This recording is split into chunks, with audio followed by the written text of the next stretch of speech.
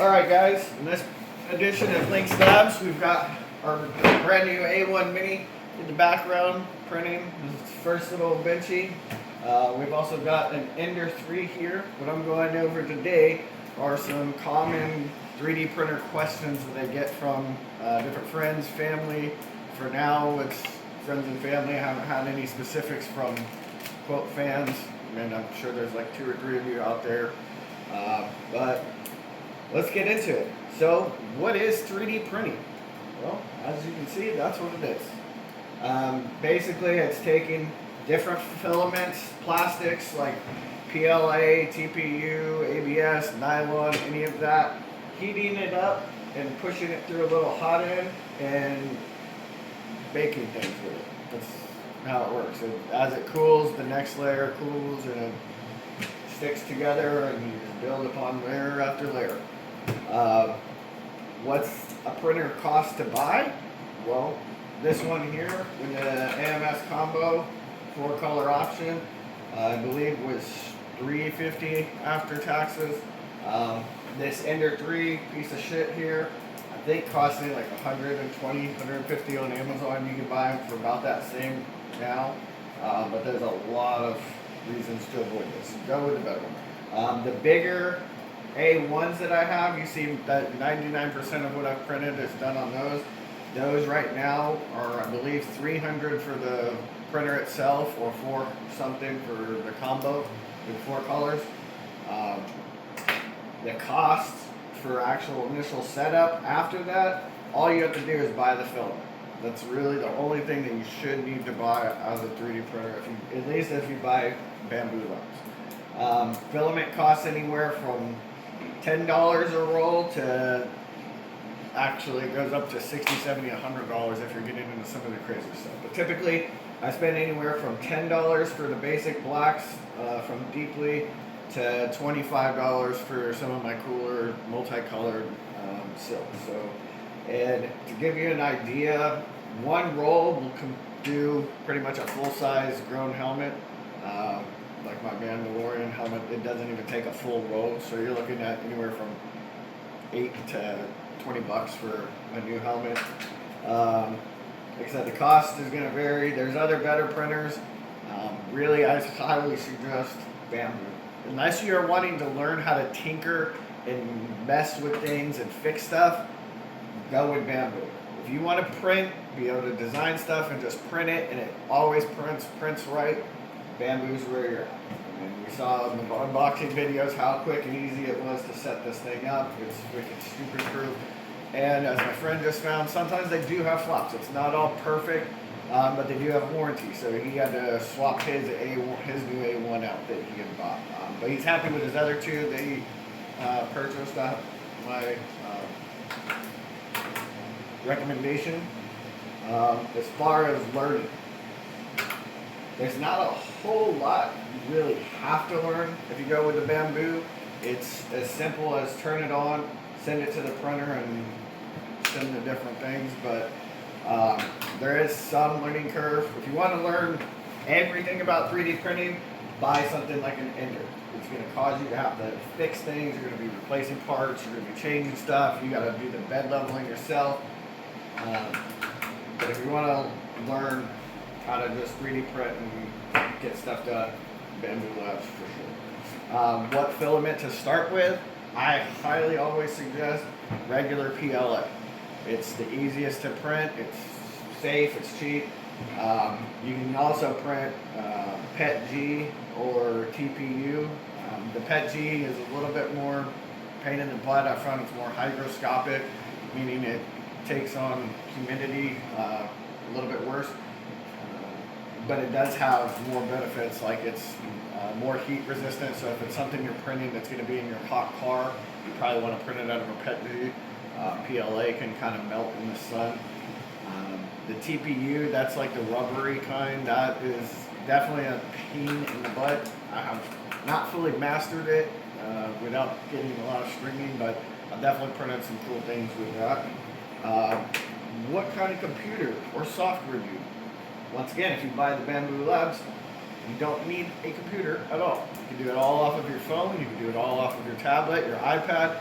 if you do have a laptop, you can use the Bamboo Studio software that allows you to slice things, which means that basically you can take a 3D model from somewhere else that's not on Maker World, and you'd be able to slice that file, which means it writes the code and does all the things to tell the 3D printer how to make that particular item.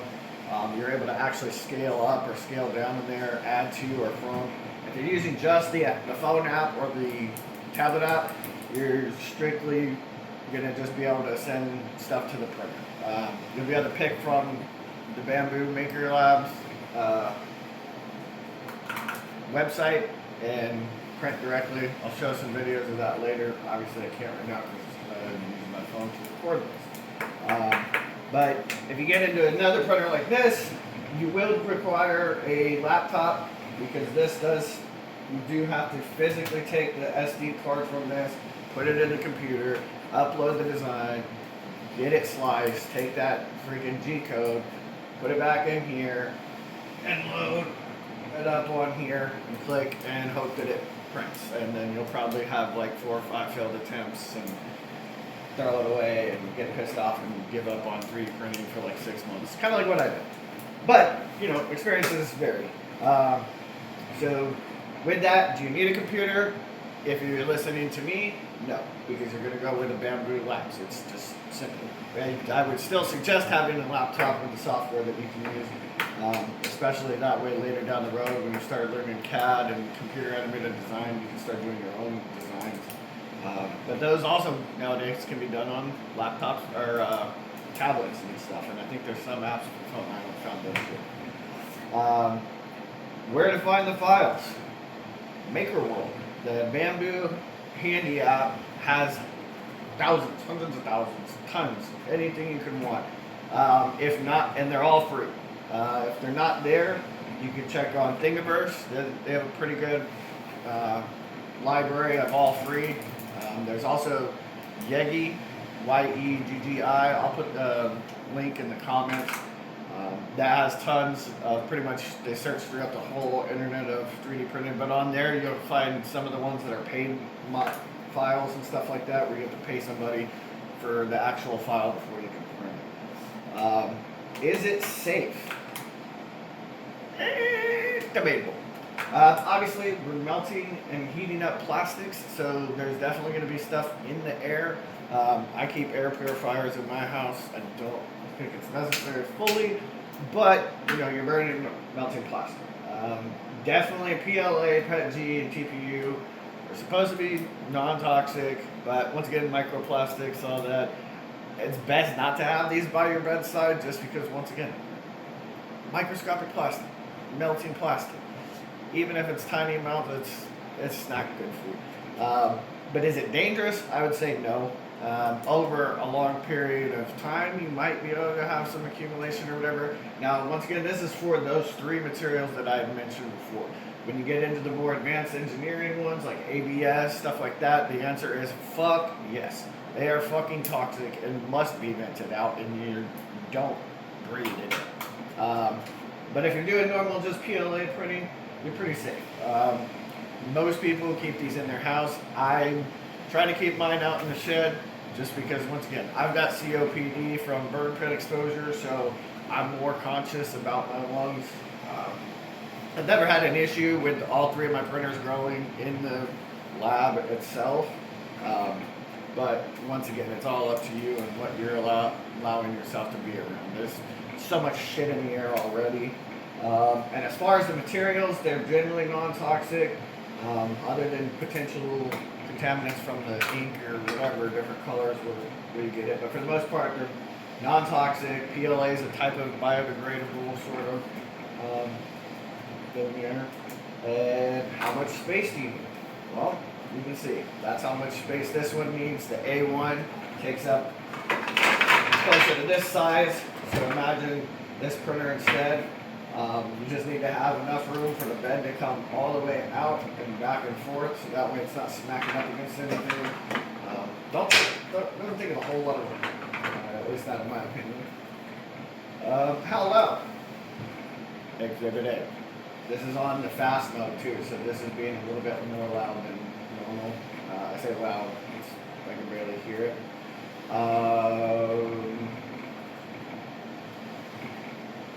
Is it worth it? Yes. I've got fucking 5 of these things with more on the way. I'm going to be buying at the time. They've allowed me to do little side projects like this little robot here, be able to prototype for, this cost me 10 cents at most of material, and I was able to prototype this. I've got my Big Boomer Babe lights here that, I think this is like $2 worth of material, if that.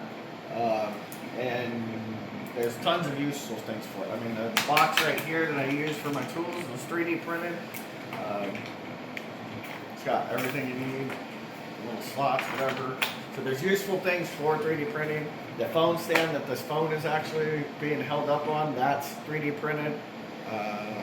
Yeah, they're great for STEM and science projects, different things for the kids, for yourself. You can make little knickknacks for your wife. Valentine's Day is coming around the corner. You don't know what to get her.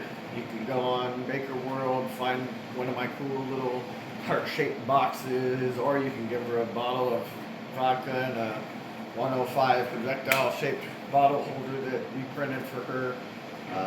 It's not all just trash and junk. And I know most people see the little dragons and their kids want them to buy the freaking dragons. That's the other thing. Save money. But those dragons, people sell for like 20, 30 bucks. Fuck that. Print one yourself for like $5 at most. I mean, literally making kids happy. I gave one of my 3D printers is with my nephew in Alabama, and he's just been printing constantly, and he's been doing his own designs as well.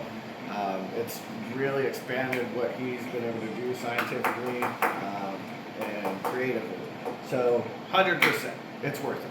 At some point here in the future, every single home will have a 3D printer in it. It'll be incorporated into the wall because, like I said, you can print anything. Like light switch covers, things of that nature. You can print them yourself. Something small breaks in the house, you can just find the file, put it on your 3D printer, print you a new one. In whatever color you want as well. So that's about it. Thank you for listening for this long. Please comment, like, subscribe. Definitely, if you have any questions that you would want answered, let me know.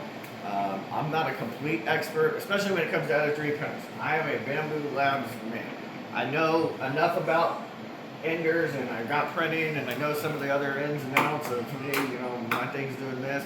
But like I said, I like the Bambu Labs because I don't have to tinker with it generally. Sometimes you do get issues. I've had a couple blobs of death that I had to replace the hot end and stuff like that. So it's not all sunshine and rainbows with Bambu Labs. But they have walkthroughs and tell you how to do it, and it's pretty simple. But yeah, so thank you for joining me, and I look forward to your any further questions.